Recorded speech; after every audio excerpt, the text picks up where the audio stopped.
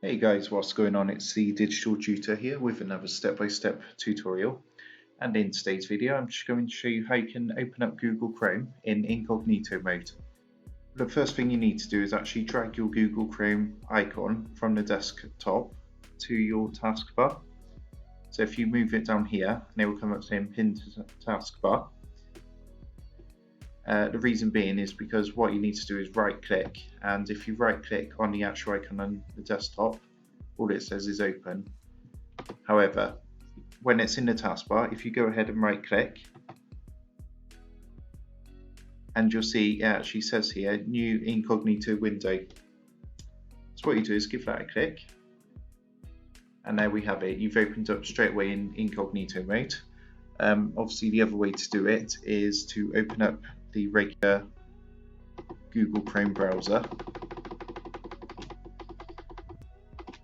and then if you come across here to the three dots, click, and then click onto new incognito window, and again that will open up a tab for incognito. Now the only thing I would say is with incognito mode, it doesn't fully protect you. Your internet service provider would still have access to your browsing history and your downloads. So to stay fully protected, ideally what you need is a VPN, which basically hides your identity completely. What I'll do, I'll leave a link for one in the description below, and if you want to check that out, you can do.